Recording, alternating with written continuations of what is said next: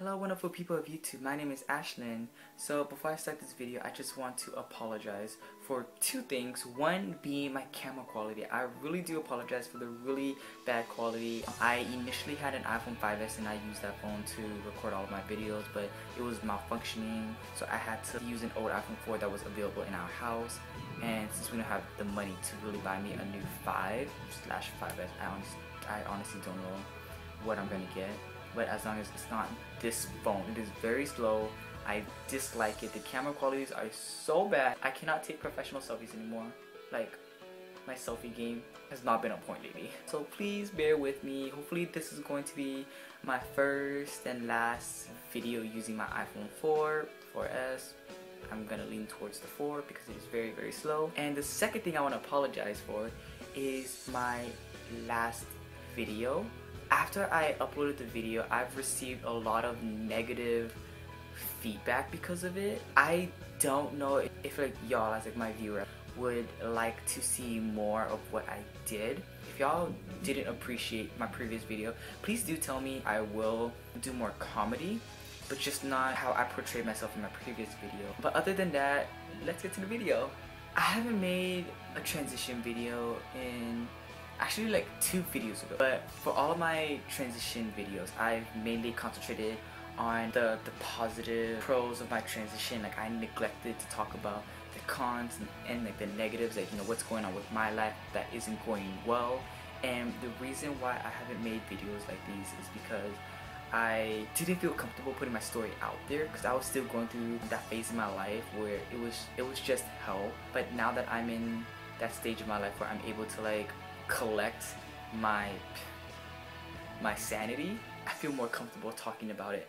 I want to talk about gender dysphoria. It is very, very relevant to any trans person, male to female, female to male. I'm not sure about gender non-conforming. If any of my viewers are gender non-conforming, like if y'all ever face gender dysphoria, please comment or message me, because I'm actually pretty curious about how that would go.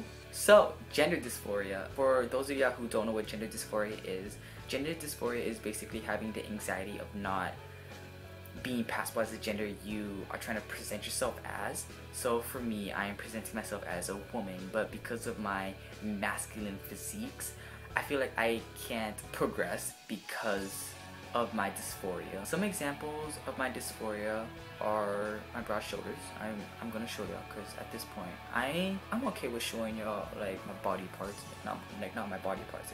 Like, don't expect me to like, no, not that body part, not that body part. So this is my shoulder.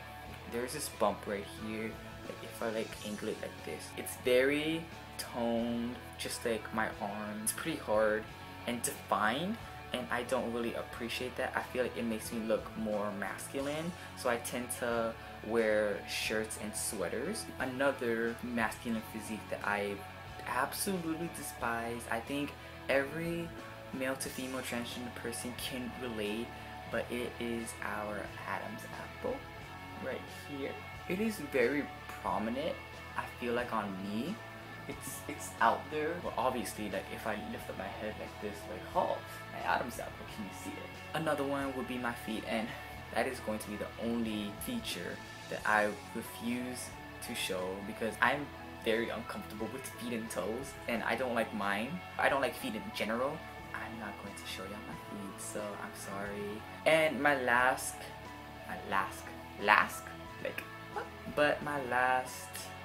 dysphoria would be obviously my voice. My voice is very, very masculine, I feel like. Well, compared to like my first YouTube video, like if y'all go through like my channel, go to like my first YouTube video and like watch it and compare my voice to this video, you will see a really huge difference. Like, my voice back then was very, very deep, and my voice now is slightly higher.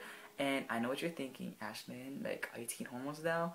Girl, no, I wish, but it is so expensive, and like the process is so long. But when I do take hormones, like, I want y'all to join me, you know, like we could like transition together. But anyways, I'm slowly starting to feminize my voice by like talking higher. I think I'm progressing from my masculine voice, so hopefully by the time I take hormones, my voice will be higher. It'll be a long journey, but the end result will be worth it. Okay, so now that I established my dysphoria and what I essentially hated about myself, I want to transition to depression. My depression started to develop because of my gender dysphoria, because I hated my body so much, and I just wanted to transition because I knew, like, this is not my body, this is not who I am. I don't feel comfortable looking at myself naked. I seeked help from counselors and also a trans organization, and the most common advice that people gave me.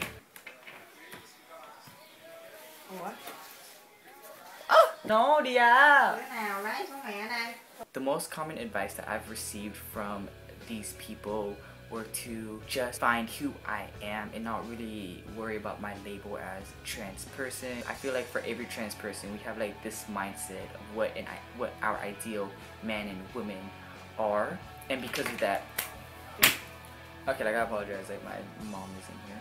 But because of that, we aren't able to progress as an individual. We have high standards on how we should present our gender, and that kind of dictates our individuality, and we aren't able to find ourselves because of that. Like I said earlier, how you should worry about your label, like, you know, who are you, like, who am I as Ashley, not as a trans woman. It took me a while to digest that advice, but once I came to a conclusion that they're right, because I am so gender binary driven, I tend to forget who I am as a person. I think that's why I was depressed for a year, because I didn't know who I was, because I kept trying to meet my standards of what and my ideal woman is. What defines a woman or a man, like anyone,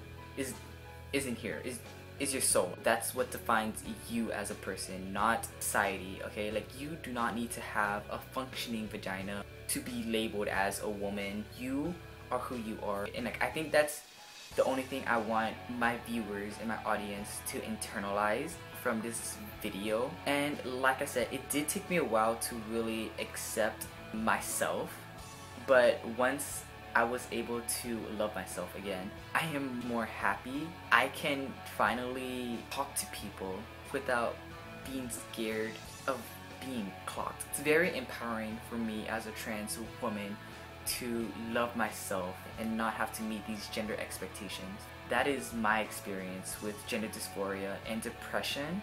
That's probably the best advice I can give to any trans person who's facing gender dysphoria, is to just love yourself. New Year's is coming up. This is my New Year's resolution. I want to be able to love myself more before I can love someone else. For my viewers, I highly encourage you to also adopt that resolution.